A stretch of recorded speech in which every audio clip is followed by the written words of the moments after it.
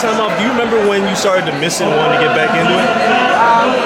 When I saw certain fights just coming up, I could do that, could be in there, that could be me. Of course, you have that little bit of fire starting to light up again. But at the time, I was still enjoying myself. I was coming to Vegas to watch the fights and not worry about training, not worry about dieting or anything like that. I'm taking my kids to vacation. I'm enjoying these holidays and birthdays, and I'm having a good time. But right at the time that litigation was finally over, I'm like, okay, now it's time to get to business. There's a lot out there that I still got to accomplish. A lot of money that I could be making that I don't make unless I'm boxing. I could still have a lot more for my family through boxing. I could, set up my kids. I could set up my family for the rest of their lives through boxing. That's why I need boxing. That's why I'm here. Was it easier to train, get back into training? Because you said the training part was so boring. Was it still hard? Training is the same for me for camp, same, but now I'm enjoying it more than when I was. It was getting boring at that time. It was getting 4 weeks in camp, I'm getting bored. I still got 4 more weeks. It was getting too boring. Now I'm enjoying this camp. Went like that, super quick. I got Rafa staying with me, my compadre. I know him since high school. My nephew Pita, who's assistant trainer and camp manager there. I got Frank, who's a friend of mine, who's cooking for me. All comedy. If you see any of Ellis videos, you'll see what I'm talking about. Great atmosphere. Sorry guys, Frank already recording over the local entrada. Que dile que se apague. No están dudando aquí.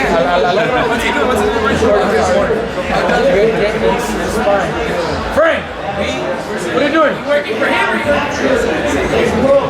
Mikey, what would you think about fighting Vasil Lomachenko? I asked that too because he's starting to go unchallenged, and you seem like the only guy that could beat him around these weights. With Lomachenko, a lot of the media, a lot of the fans right away compare and kind of pre-match or fantasy matchup. What if the only one to give him a challenge is Mikey? Well, he's at 130, I'm at 35. If he just has to go up to 35 and they're willing to work, I'm willing to fight. However, you got to look at the politics and business. He's with my former promoter. I don't hear any of them mentioning my name. I don't hear anybody in their camp or promotion or management mentioning my name. I'm not going to go and call for him. I don't need him. If anything, he's going to need me at 135. I don't need him. I'm going after the guys that are already there, established, with a big resume, or even a weight class above. Right now, if he moves up and we're there, send me an offer or let's talk. We can do that. I'm willing to fight him. I think that would be a fucking good-ass fight. Because people want to see something like that. Is he? Unless you hear directly from them, I really can't be calling for him and wishing he would fight because it just makes me look kind of silly. I got my goals in my division right now. At the time when you're trying to go against the top rank and they told you have an extension, before that came into play, were you willing to sign with them or were you considering it? I even offered negotiations with them. I offered them 5-fight deals with optional 6 fights. And they shut everything down.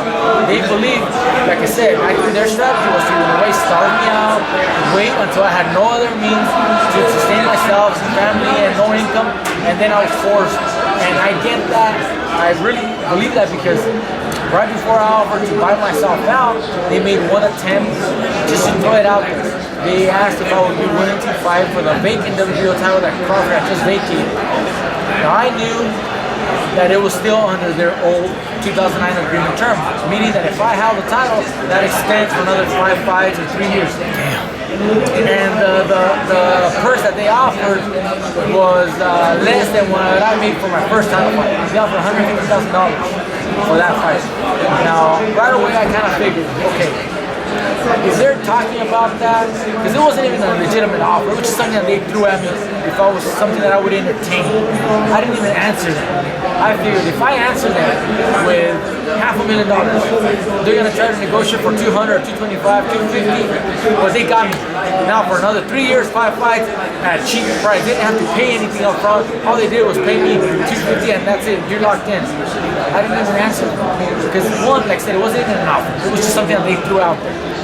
But that was a way of them to test me and finding out how much I was really hurting, how much really was I in need of money. I think that was their attempt, just to see if I really needed it. But when I didn't answer them, I showed them I wasn't hurting. I was fine. 2.5 years without work, without fighting, and I was still living very comfortable, still bought houses and good money, and I did well. Like I said, I don't need boxing.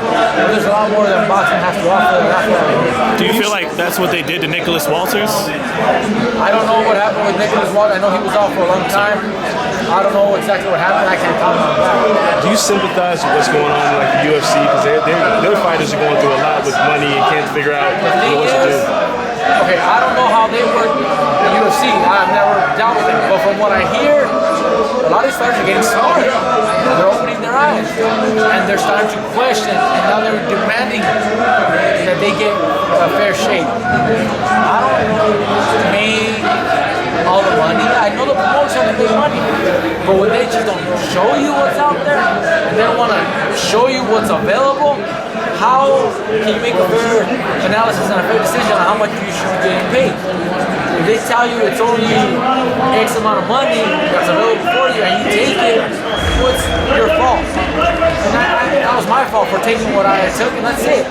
But what's not fair is that they don't show you what's available. And they're supposed to show you. By law, they're supposed to show you. Yet they don't show you. They keep you in the dark. They only show you what they want to show you. And then when you find out that there's so much more money available, that's when you start questioning. And that's what's happening probably in the UFC. Some of these fighters are starting to read and hear and find out the true numbers. What's being generated. It's easy. You make two of the greatest careers, highest paid athletes, boxing, fights, fighters, Floyd and Manny. And yet, look at the size, the gap difference in paychecks. When they're both selling 1 million pay-per-view buys, 900,000 pay-per-view buys with the right guys, each one's checks. Look at the checks and look at the difference. Something's not right. One's doing it right, the other one's not. One's getting the right deal, but the other one isn't. Where's the rest of the money going? Would you be interested in being like an advocate for fighters after your career is over to advise some of these guys? I'm willing to just speak on what I went through, and in fact, that was part of the agreement with my former promoters. They wanted confidentiality where I couldn't speak anything, and I told them no. In order for us to sign this release, I need to have freedom to speak on my behalf on what I went through. No, free. And they wouldn't sign that till the day before the court, and they finally signed it. But that's why I'm able to speak freely on what I went through. I can't speak on what others go through or guide them or teach them anything, because like I said, I can't take that as conflict of interest. It could be management disputes, and I'm involved or I'm getting in the way of business. But if anybody asks for an opinion, I can speak on my own. Thanks, Mikey. Ready, guys? Yeah.